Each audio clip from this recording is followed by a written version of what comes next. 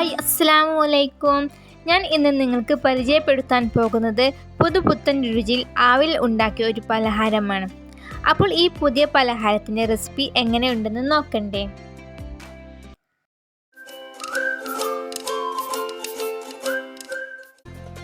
പലഹാരം ഉണ്ടാക്കാൻ ഞാനിവിടെ കടായി ചൂടാക്കാൻ വെച്ചിട്ടുണ്ട്. കടായി ചൂടായി വരുമ്പോൾ 1 ടേബിൾ സ്പൂൺ നെയ്യ് ആഡ് ചെയ്യാം. ഇപ്പോൾ ഇവിടെ നെയ്യ് മെൽറ്റായിട്ടുണ്ട്. ഇനി ഇതിലേക്ക് 10 ബദാം കട്ട് ചെയ്ത് ചേർത്ത് കൊടുക്കുന്നുണ്ട്. ഇതൊന്ന് ഫ്രൈ ചെയ്തെടുക്കാം.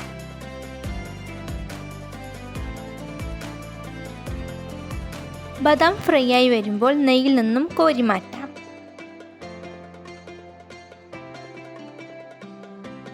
ശേഷം ഇതിലേക്ക് 1 കപ്പ് അളവിൽ മത്തങ്ങ ഗ്രേറ്റ് ചെയ്ത് ചേർത്ത് കൊടുക്കാം. അപ്പോൾ ഗ്രേറ്റ് ചെയ്ത മത്തങ്ങ ഒന്ന് ഫ്രൈ ആയി വരട്ടെ. നമുക്കിതൊന്ന് ഇളക്കി കൊടുക്കാം.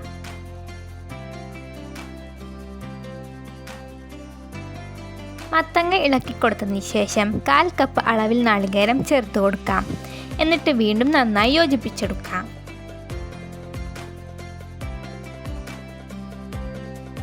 ഇപ്പോൾ മത്തങ്ങയും നാളികേരവും നെയ്യിൽ നന്നായി ചേർന്ന് വന്നിട്ടുണ്ട്. ശേഷം ഇതിലേക്ക് 1 പിഞ്ച് അളവിൽ ചുക്ക് പൊടിച്ചത്, 1/4 ടീസ്പൂൺ അളവിൽ നല്ല ജീരകം, 1 ടീസ്പൂൺ അളവിൽ ഏലക്കായ പൊടിച്ചത് ചേർത്ത് കൊടുത്ത് വീണ്ടും യോജിപ്പിച്ചെടുക്കാം.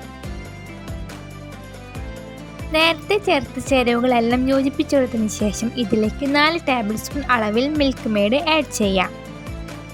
എന്നിട്ട് ഇതൊന്ന് ഇളക്കി കൊടുക്കാം. പിന്നെ ഈ ഒരു അളവിൽ നോർമൽ മധുരമാണ് കിട്ടുക. മധുരം ഇഷ്ടപ്പെടുന്നവർക്ക് 7-8 ടേബിൾ സ്പൂൺ അളവിൽ മിൽക്ക് മെയ്ഡ് ചേർത്ത് കൊടുക്കാവുന്നതാണ്. അങ്ങനെ മിക്സിംഗ് റെഡി ആയിട്ടുണ്ട്. മിക്സിംഗ് കടായിൽ നിന്നും മാറ്റി ആ കടായിൽ തന്നെയാണ് പൊടി വാട്ടുന്നത്. പൊടി വാട്ടാനായി ചൂടായ കടായിലേക്ക് 3 കപ്പ് അളവിൽ നാളികേരപ്പാൽ ചേർത്ത് കൊടുക്കുന്നുണ്ട്. ഈ നാളികേരപ്പാൽ 1 കപ്പ് നാളികേരപ്പാലും 2 കപ്പ് വെള്ളവും ചേർന്നതാണ്. പിന്നെ ഇതിലേക്ക് 1/2 ടീസ്പൂൺ ഉപ്പും ചേർക്കുന്നുണ്ട്. ഇതൊന്ന് ഇളക്കി കൊടുത്ത് തിളപ്പിച്ചെടുക്കാം.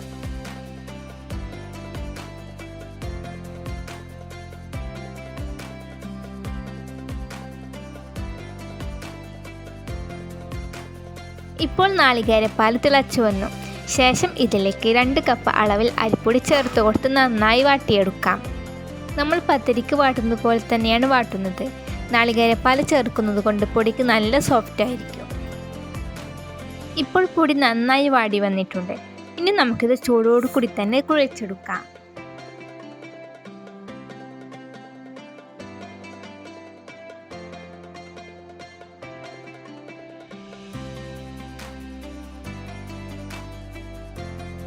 അങ്ങനെ പൊടി കുഴച്ചെടുത്തിട്ടുണ്ട്. ശേഷം നമ്മൾ നേരത്തെ തയ്യാറാക്കി വെച്ച മിക്സിങ്ങിലേക്ക് 1 ടീസ്പൂൺ അളവിൽ എള്ളും 1 ടീസ്പൂൺ അളവിൽ മത്തങ്ങക്കുരുവും ചേർത്ത് കൊടുത്ത് ഒന്ന് മിക്സ് ചെയ്തെടുക്കാം.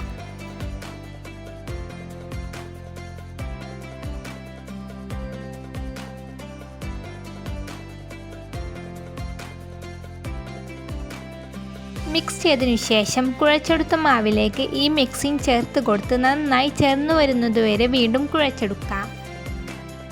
പിന്നെ നമ്മുടെ ചാനൽ ആരെങ്കിലും സബ്സ്ക്രൈബ് ചെയ്യാത്തവരുണ്ടെങ്കിൽ പ്ലീസ് ഒന്ന് സബ്സ്ക്രൈബ് ചെയ്ത് സപ്പോർട്ട് ചെയ്യണേ.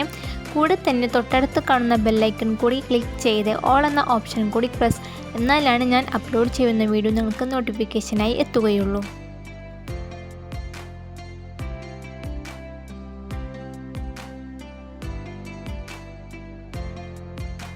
അങ്ങനെ മാവ് കുഴച്ചെടുത്തു കഴിഞ്ഞു. ഇനി നമുക്ക് സമൂസ ലീഫിൻ്റെ ഷേപ്പിൽ വാഴ വെട്ടിയെടുത്ത് സമൂസ ലീഫ് മടക്കുന്ന പോലെ മടക്കി ഈ മാവ് ഫിൽ ചെയ്ത് കൊടുക്കാം.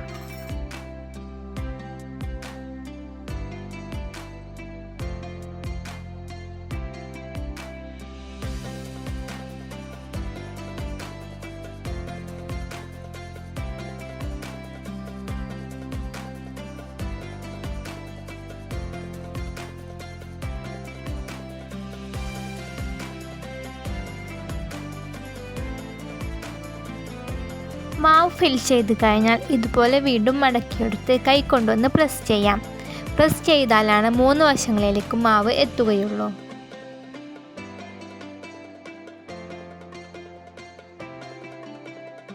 ഇപ്പോൾ നമുക്ക് സമൂസയുടെ ഷേപ്പിൽ തന്നെ അട കിട്ടിയിട്ടുണ്ട്.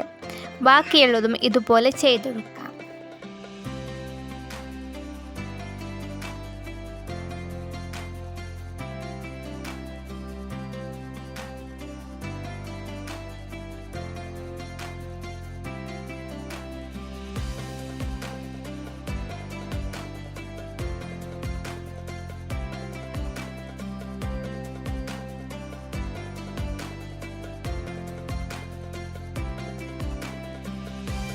അങ്ങനെ നമ്മൾ മാവെല്ലാം സമൂസയുടെ ഷേപ്പിലാക്കി എടുത്തിട്ടുണ്ട്.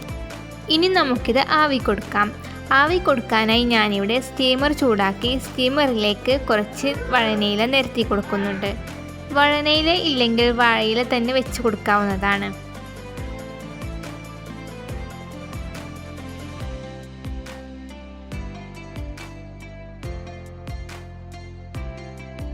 ഇപ്പോൾ ആവി വന്നു കഴിഞ്ഞു.